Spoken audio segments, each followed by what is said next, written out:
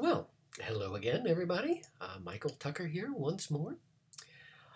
This time I'm going to talk today a little bit about what I'm calling the mystery of political fun. I'm going to I'm going to talk about politics today. I used to do that a lot. I don't do so much anymore. That's mostly because I used to think I understood politics, or at least I had some useful suggestions to make about it. Now I'm much less certain of the former, and even if the latter is right, well, nobody's going to listen anyway. That's been my experience.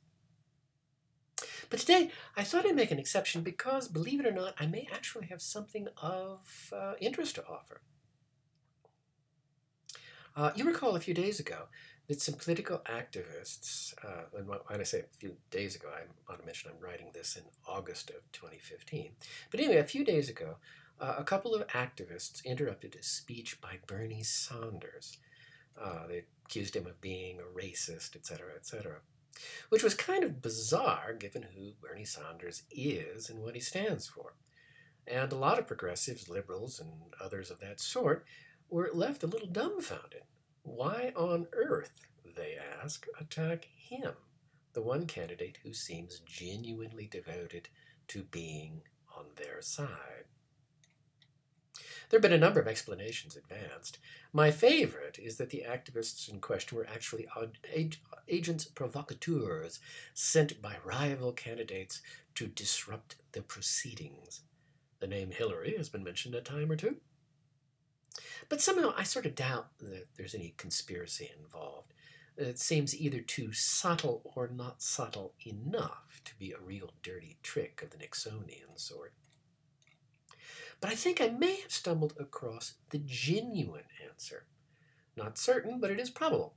And it is right here in this lovely book, A Life in Politics by Barney Frank. If you haven't read it, you should. It's quite a remarkable book by quite a remarkable man.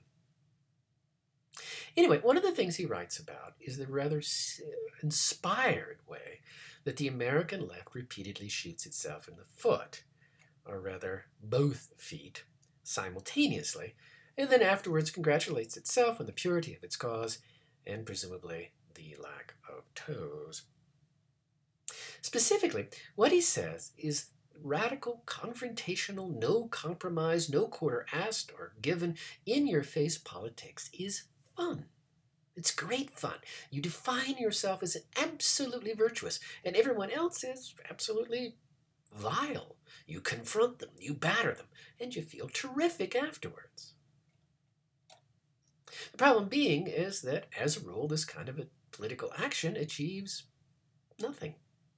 In fact, Frank argues that there's a simple test you can run.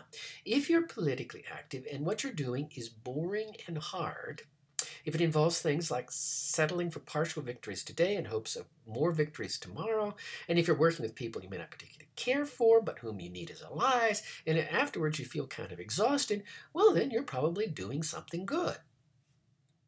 If, however, you're having a wonderful time and you yell a lot and you're on the side of the angels, well, almost certainly you're accomplishing zip, nada, nothing. Or wait, I take that back. You do accomplish something. You alienate people who might have been your friends, or who at least might have been neutral to your ends and therefore passively support you. You might, you'll also make your movement, or what you pretend to be your movement, appear ridiculous. And you give aid and comfort to your enemies. But none of that really matters because you feel so good afterwards. And I think that's what may be going on here. The activists who interrupted Bernie's speech were having a terrific time, a 14-karat blast. Better than ice cream. It's always fun to be a bully, well, at least for some people. And that's particularly true given who they selected as a target. I mean, really, think about it. They picked Bernie Sanders, who is almost certainly not going to respond in such a way as to hurt them. The worst that they have to worry about is maybe a charge of trespassing or creating a public nuisance. Compare that to what would happen to them if they'd selected one of Sanders' more aggressive rivals. So they picked him. the white boy who really means well, and so is the most vulnerable to them. I don't suppose any of this is all that unusual. You have this kind of behavior in everywhere and at every time in human culture. Yet, at this particular moment, when our nation is so very polarized, well, I wonder if there isn't something dangerous here.